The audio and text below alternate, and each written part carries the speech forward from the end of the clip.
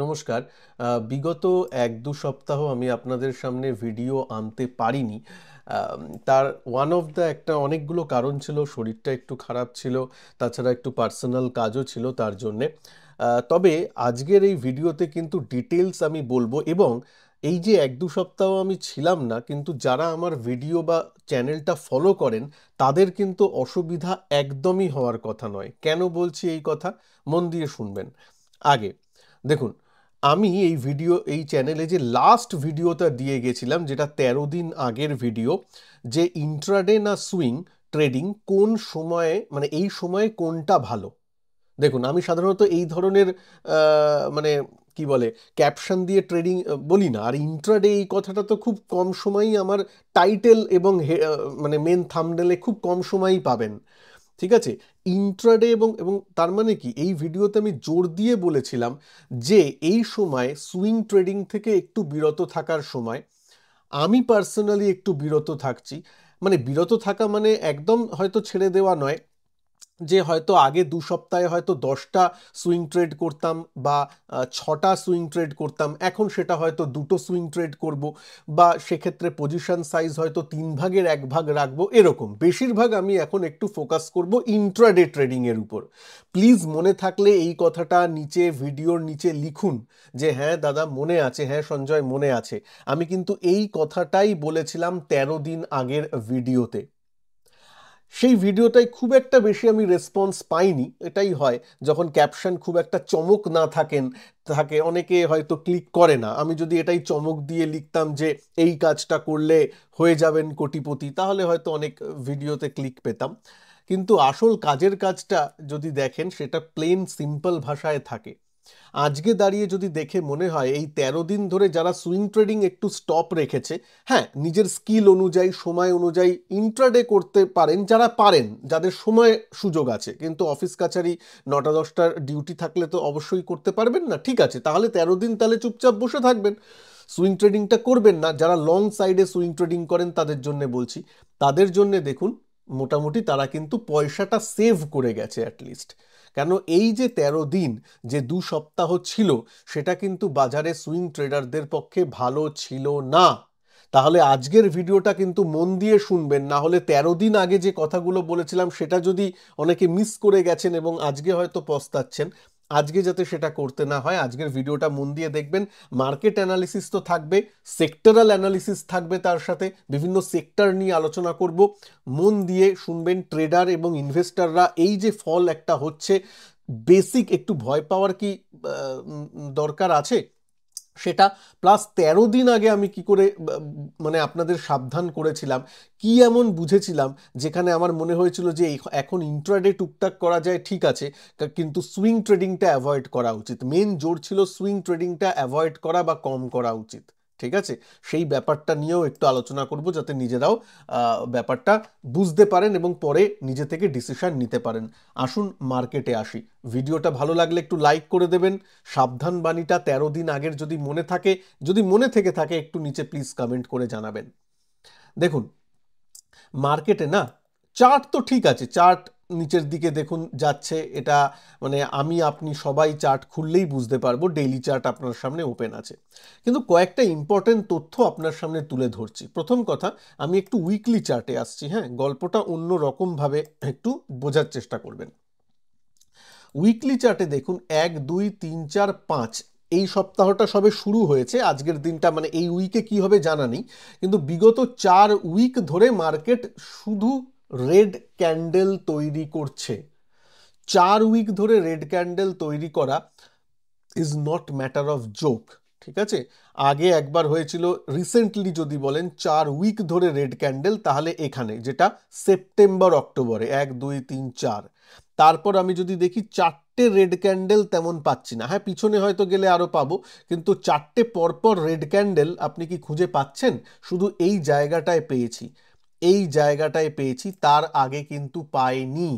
তার মানে সেটা কিন্তু সেপ্টেম্বর, মানে ২০২৪, ২০২৪, ২০২৫-এ আমার চোখ তো দেখতে পাচ্ছে না যে পর পর ৪টে রেড ক্যান্ডেল উইকলিতে, মানে পরপর ৪ সপ্তাহ রেড।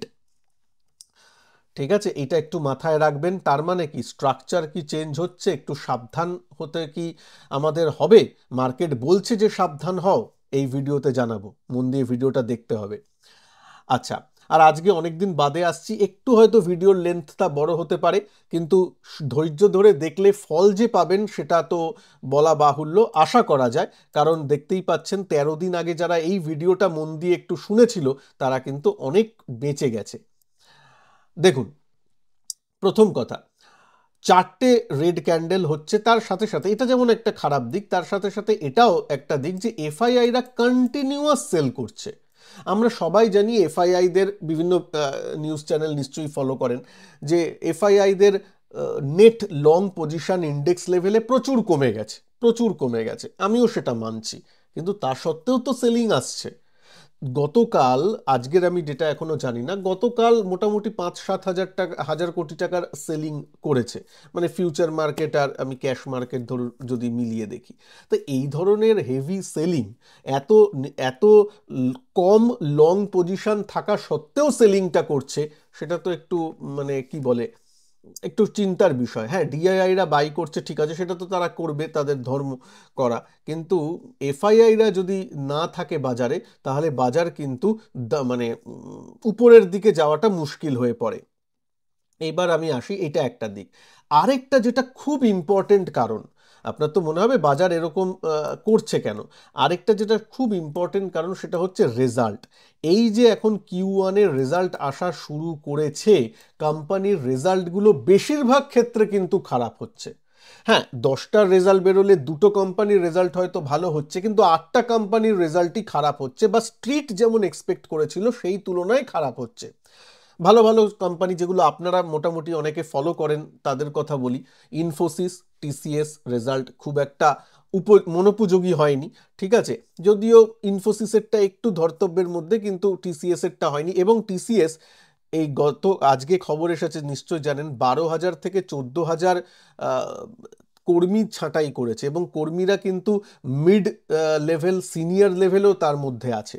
বুঝতে পারছেন, যখন কর্মী ছাঁটাইটা করে, হ্যাঁ, যা টিসিএস এর টোটাল মানে কর্মীর সংখ্যা, তার তুলনায় এটা হয়তো খুবই পার্সেন্টেজ টার্মসে কম, কিন্তু একটা সেন্টিমেন্টাল ব্যাপার থাকে, একসাথে 12,000 15,000 ছাঁটাই করা মানে কি, একটু কোম্পানি হয়তো দেখছে যে তত রেভিনিউর ফোরকাস্ট নেই, তত অর্ডারের ফোরকাস্ট নেই, যেটা আমি এই এই চ্যানেলেই কয়েকদিন আগে, দেখুন মনে করে দেখুন, বলেছিলাম যে আইটি সেক্টরের মানে কোম্পানি খারাপ হয়ে যায়নি, কিন্তু আইটি সেক্টররা যাদের ভেন্ডার, মানে আইটি সেক্টরদের যারা ক্লায়েন্ট, মানে আমাদের ইনফোসিস টিসিএস এর যারা ক্লায়েন্ট, যারা বিদেশে বসে আছে, তারা এখন আনসার্টেনটি অবস্থায় ভুগছে, যেহেতু ওই ট্যারিফ যে খেলাগুলো চলছে তার জন্য।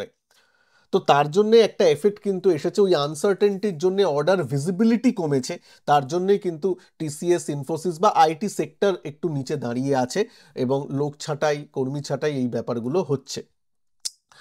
তো রেজাল্ট যদি বলেন, সিডিএসএল এর রেজাল্ট এসেছে, কেফিনটেকের রেজাল্ট এসেছে, বাজাজ ফিনান্সের রেজাল্ট এসেছে, যেগুলো আপনারা ফলো করেন, রেজাল্ট খুব একটা ভালো হয়নি।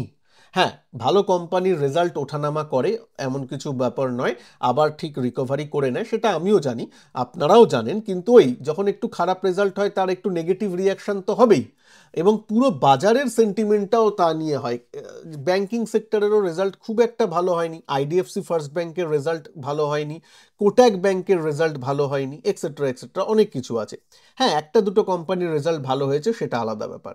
তার সাথে সাথে আরও একটা ব্যাপার আছে, আরও একটা ব্যাপার, সেটা একটু সংক্ষেপে বলে নিই।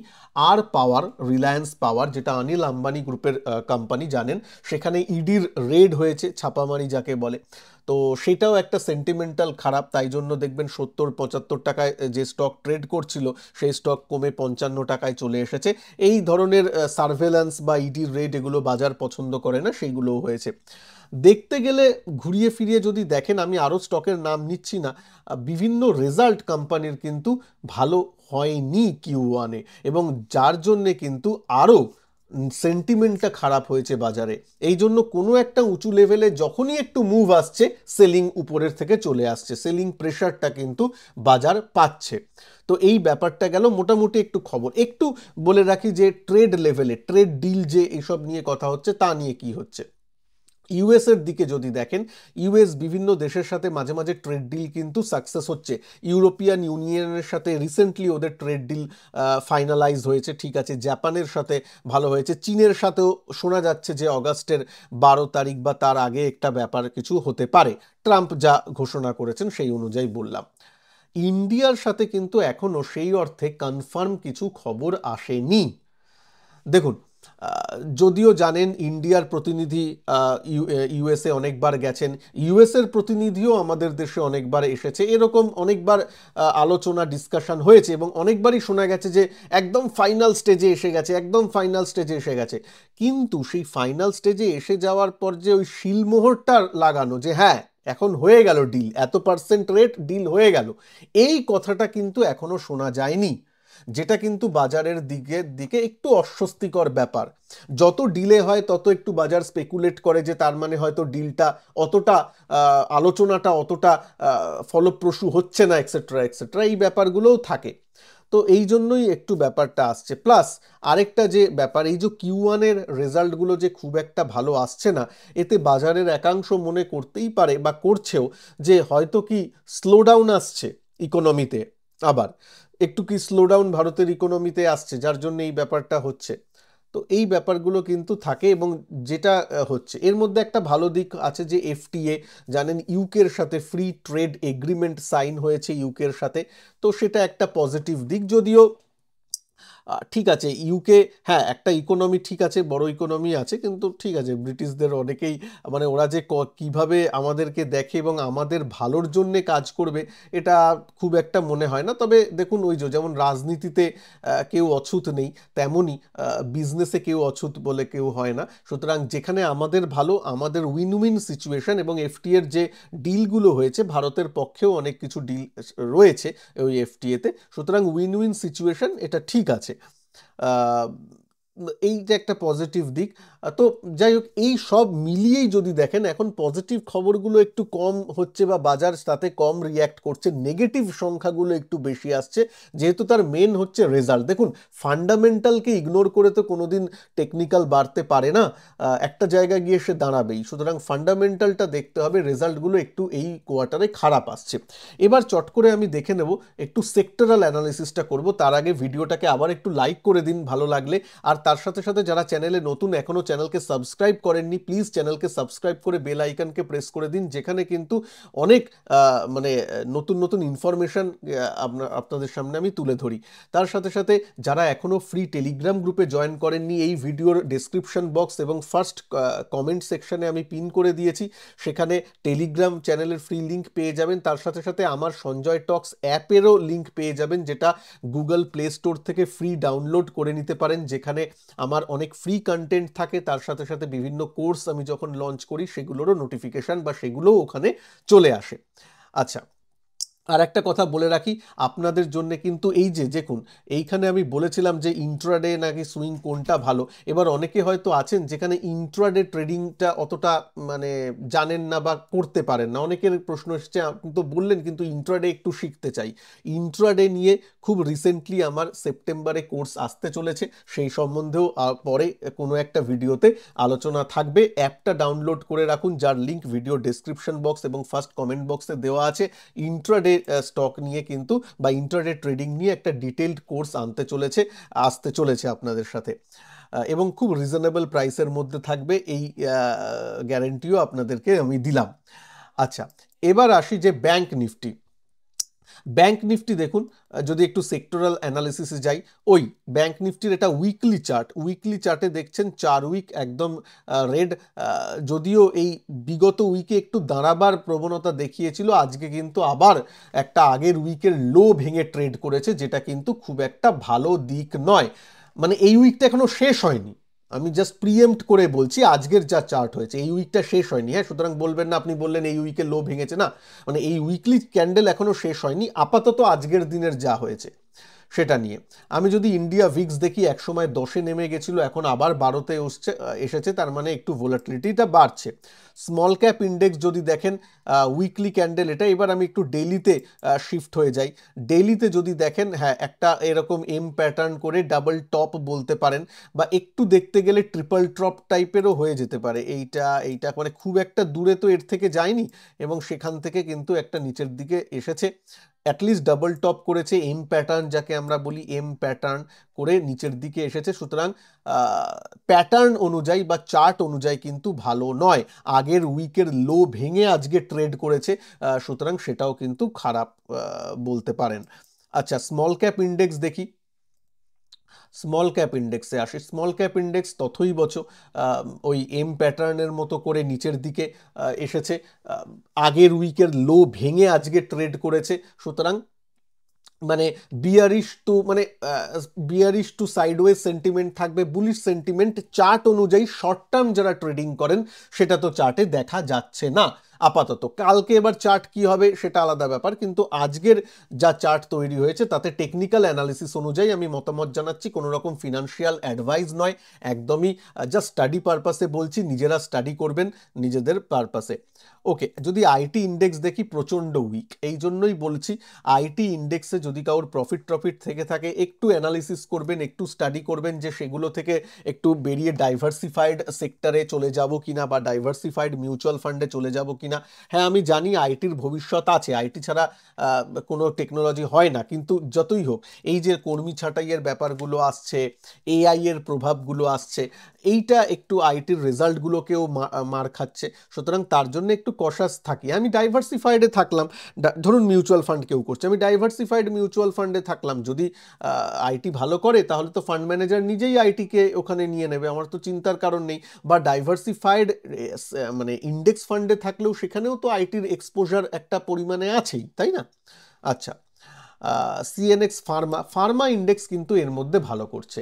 একমাত্র যদি আমি বলি যে একটা সেক্টর বা একটা ইন্ডাস্ট্রি এর মধ্যে দাঁড়িয়ে থাকার একটু সুযোগ দেখাচ্ছে বা স্ট্রংনেস দেখাচ্ছে, সেটা হচ্ছে Pharma and health care sector. Health care কেন বললাম, কারণ ফার্মা সেক্টর শুধু নয়, বিভিন্ন হসপিটাল যে চেইনসগুলো আছে সেগুলোও কিন্তু ভালো করছে, বিভিন্ন যে ল্যাবরেটরি যা আছে কোম্পানিগুলো তারা ভালো করছে। সুতরাং মোটামুটি একটু দেখবেন, হ্যাঁ তার মধ্যে 19-20 একটা দুটো কোম্পানি খারাপ পারফর্ম করবে সেটা তো হবে, কিন্তু মোস্ট অফ দ্য কোম্পানিজ ভালো পারফর্ম করছে। তাই জন্যই দেখতে পাচ্ছেন যে 4 সপ্তাহ ধরে নিফটি বা মিড ক্যাপ বা নিফটি বা ব্যাংক নিফটি নেগেটিভে চললেও এই এই মানে আমি যদি এইখানে দেখি ডেইলি চার্টে কিন্তু ফার্মা সেক্টরটা খুব ভালো চলছে। চট করে উইকলি চার্টে দেখে নেব ফার্মা সেক্টর, দেখুন দেখতেই পাচ্ছেন যদি তিন উইক ধরে অ্যাটলিস্ট গ্রিন ক্যান্ডেল তৈরি করছে, অ্যাটলিস্ট মানে ওরকম ভেঙে পড়েনি। হ্যাঁ এবার এখান থেকে হয়তো পুরো মার্কেট যদি নিচের দিকে যায়, এও হয়তো একটু নিচের দিকে গোত্তা দেবে, কিন্তু আপাতত স্ট্রং আছে। আচ্ছা, আবার ডেইলি ক্যান্ডেলে ফিরে এলাম। অটো ইন্ডেক্স কিন্তু কম্প্যারেটিভলি নিফটির কম্প্যারিজনে একটু দাঁড়িয়ে আছে, মানে কনসোলিডেট করছে। যদি দেখেন ডেইলি চার্টে এখানে কনসোলিডেট করছে, খুব একটা যে খারাপ বলা যায় না, কিন্তু ওই মানে লং সাইডে ট্রেডিং করার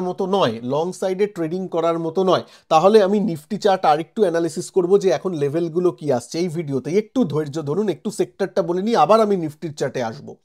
আচ্ছা, এফএমসিজি সেক্টর দেখতে পাচ্ছেন, বরং মার্কেট যখন পরে এফএমসিজি একটু বাড়ে এরকম একটা ধারণা থাকে, কিন্তু সেই এফএমসিজিও কিন্তু নিচের দিকেই যাচ্ছে, এদেরও রেজাল্ট খুব একটা ভালো হচ্ছে না।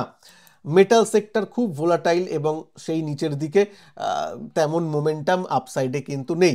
মনে হচ্ছিল যেন আগের উইকে একটু দাঁড়াচ্ছে বা দাঁড়াবার প্রবণতা দেখাচ্ছে একটু, কিন্তু সেটাও লাস্ট গত দুদিনে মানে শুক্রবারের দিনটা নিয়েও যদি বলি খুব একটা হয়নি। এনার্জি সেক্টর তথই বছর নিচের দিকে, এখানে কনসলিডেশন করছিল, কনসলিডেশনের ব্রেক ডাউন হলো নিচে একদম।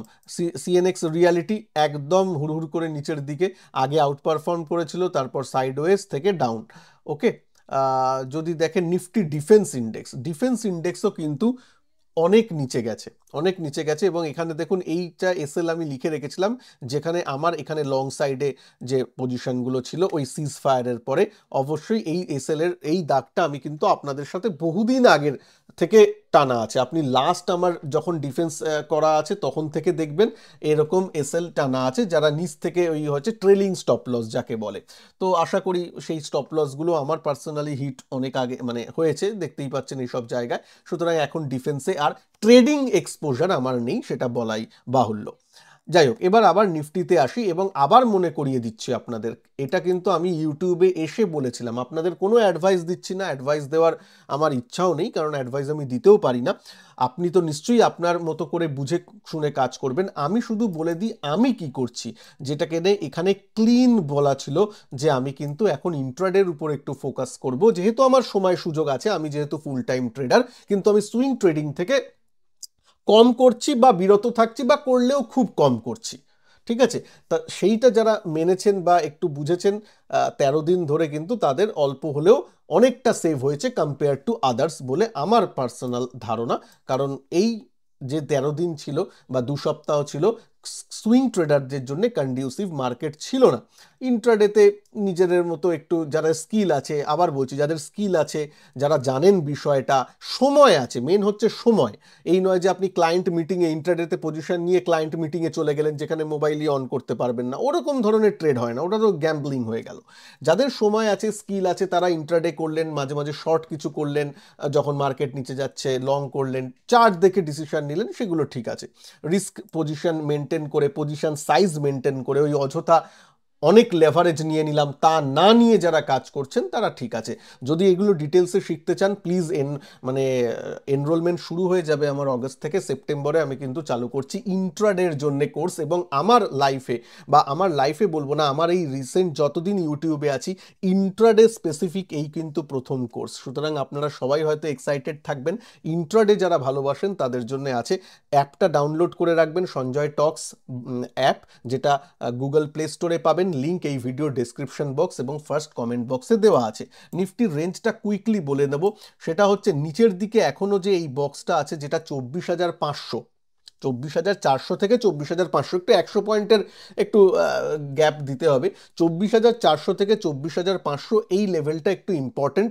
এই লেভেলটা যদি ভেঙে যায় তাহলে তো ডাউন ট্রেন্ড ভালো মতন শুরুয়াত হবে। এখনো কি এই যে রেঞ্জটা আগে করেছিল, এই যে রেঞ্জটা আগে করেছিল তার মধ্যেই ও আবার ঢুকে একদম সুন্দর করছে, এবং যে রেঞ্জে ঢুকে গেল এই সময় আমি আপনাদের এসে কিন্তু বলেছিলাম যে আবার রেঞ্জে সে ঢুকে গেল, ঠিক আছে, এই রেঞ্জের মধ্যে।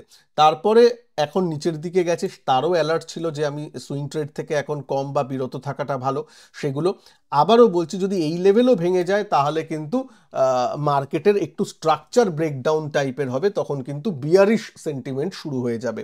সুতরাং একটু সাবধান হওয়ার সময় এসেছে, দেখা যাক। আর যারা মানে মুভিং অ্যাভারেজ অনেকে ইউজ করেন, ইএমএ এসএমএ এগুলো, তাদের জন্য বলে রাখি 50 ইএমএ ডেইলি চার্টে কিন্তু নিফটি ভেঙে দিয়েছে। এখন নেক্সট সাপোর্ট কোথায়, একটু 100 ইএমএ, সেখানে যেগুলো প্রায় এর কাছাকাছি, এই লেভেলের কাছাকাছি প্রায়, কিন্তু ওই 50 ইএমএ ভেঙে যেহেতু ট্রেড করছে, সেহেতু একটু বিয়ারিশ সেন্টিমেন্ট তো আছে, সেটা বলে দেওয়ার আর মানে অবকাশ থাকে না। যাই হোক, একটু সাবধানে ট্রেড করবেন। আবারও বলছি, সুইং ট্রেডিংয়ের পক্ষে যারা পজিটিভ সুইং ট্রেডিং করেন তাদের জন্য এখন কন্ডিউসিভ মার্কেট নয়, তাদের জন্য এখন ভালো মার্কেট নয়, সেই বুঝে কাজ করবেন। কিছুদিন এরকম সময় আসে যেখানে মার্কেট থেকে একটু ছুটি নিতে হয়, একটু ছুটি নিন যারা সুইং ট্রেডিং করতেন। যারা ইন্ট্রাডে পারেন, যারা ইন্ট্রাডেতে স্কিল পারদর্শিতা আছে, সময় আছে, তারা ইন্ট্রাডে করুন। ইন্ট্রাডেতে তো লং শর্ট সবই করা যায়, depend on short term volatility, সেই অনুযায়ী কাজগুলো করবেন। এইভাবে নিজেকে করবেন যাতে এই সময় টাকাটা একটু বাঁচে, একটু টাকাটা সেভ করার দিকে মন দিন, তারপর আবার মার্কেট ভালো হবে, আবার সুযোগ দেবে। কিন্তু যখন সুযোগ পাচ্ছেন না, তখন জোর করে মার্কেটে নেমে আসা টাকাটা চলে যাওয়া, সেটা প্লিজ করবেন না। ঠিক আছে, ভিডিওটাকে ভালো লাগলে একটু লাইক করে দিন। আর এবার থেকে রেগুলার ভিডিও পাবেন। ভালো থাকবেন সবাই, নমস্কার, জয় হিন্দ, বন্দে মাতরম।